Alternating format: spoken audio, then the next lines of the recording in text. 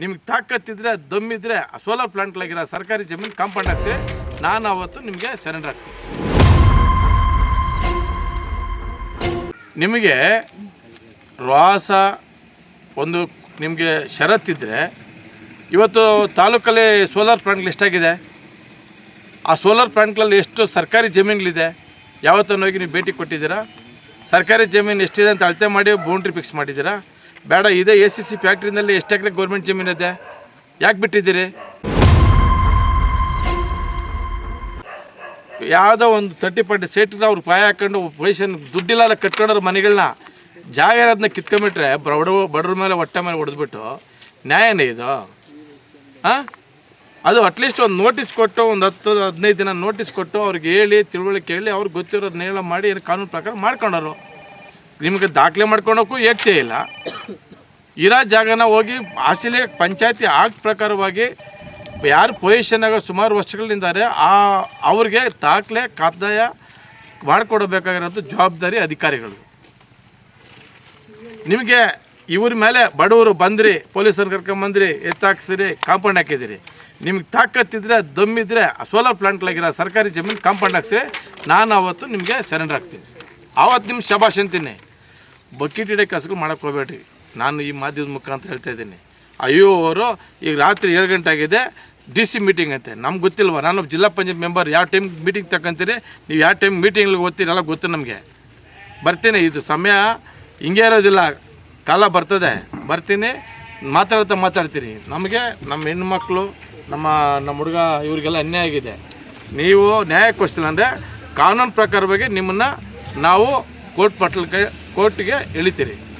ಅಂದರೆ ನೀವು ಕೊಟ್ಟಿರೋ ದಾಖಲೆ, ನೀವೇ ಪಂಚಾಯತ್ನಾಗ ಕೊಟ್ಟಿರೋ ದಾಖಲೆ ಅಲ್ಲಿ ಪ್ರೂವ್ ಈ ಸೊತ್ತು ಕೊಟ್ಟಿದ್ದೀರಲ್ಲ, ಕೊಡಿ ಅವ್ರಿಗೆ.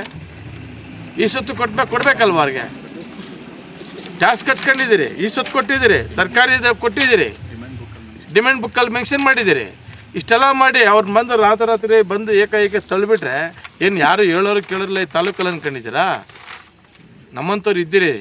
ನಾವು ಈ ಬಡವ್ರಿಗೋಸ್ಕರಾಗಿ ಹೋರಾಟದಲ್ಲೇ ಜೈಲಿಗೆ ಹೋಗೋಕ್ಕೂ ರೆಡಿನೇ, ಈ ತಾಲೂಕಿನ ಜನತೆಗೆ ಜೈಲಿಗೆ ಹೋಗೋಕ್ಕೂ ಸಿದ್ಧನೇ.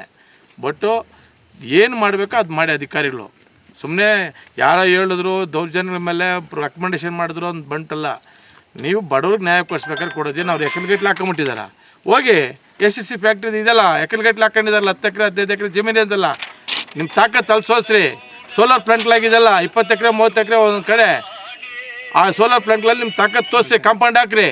ಎಷ್ಟೋ ರೈತರಿಗೆ ಒಳಗಡೆ ಹೋಗಿ ಜಾಗ ಬಿಡ್ತಾಯಿಲ್ಲ, ಕಾಂಪೌಂಡ್ ಹಾಕೊಂಡಿದ್ದಾರೆ. ರೈತರು ಬೆಳೆ ಬೇಕಾಗಿಲ್ಲ, ಕಾಂಪೌಂಡ್ ಹಾಕೊಂಡಿದ್ದಾರೆ. ಅದನ್ನು ಮಾಡಿರಿ ಫಸ್ಟು. ನೋಡಿ, ಈವರೆಗೆ ಮಶಾಣ ಇದೆ, ರಸ್ತೆ ಇಲ್ಲ ಅಂತ ಇದ್ದಾರೆ. ರಸ್ತೆ ಬಿಡಿಸ್ರಿ ಮಶಾಣಗೆ.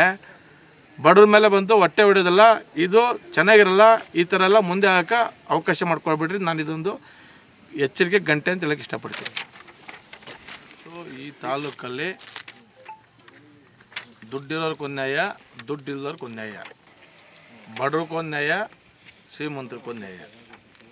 ಇವತ್ತು ಸುಮಾರು 70-80 ವರ್ಷದಿಂದ ಜಾಗದಾಗೆ ಗ್ರಾಮ ಠಾಣ್ ಜಾಗದಾಗಿರೋಂಥ ಮನೆಗಳನ್ನ ಇವರು ರಾಜಕೀಯ ದ್ವೇಷಕ್ಕೆ, ರಾಜಕೀಯ ತೆವಲಿಗೆ ಬಂದು ಬಡವ್ರನ್ನ ಆಚೆ ಹಾಕಿ ಅವ್ರ ನಿವೇಶನ ಕಿತ್ಕೊಳ್ಳಿ.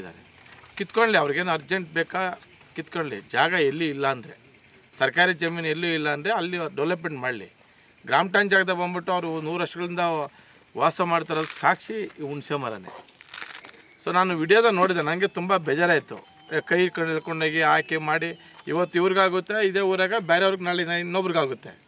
ಒಗ್ಗಟ್ಟಾಗಿದ್ದು ಎಲ್ಲ ಒಂದು ಕಡೆ ಹೋದಾಗ ಹಳ್ಳಿಗಳು ಅಭಿವೃದ್ಧಿ ಆಗುತ್ತೆ. ಇವತ್ತೇನಾಗಿದೆ ಆಯ್ತು. RRS ನ್ಯೂಸ್ ಗೌರಿಬಿದನೂರು ವರದಿ.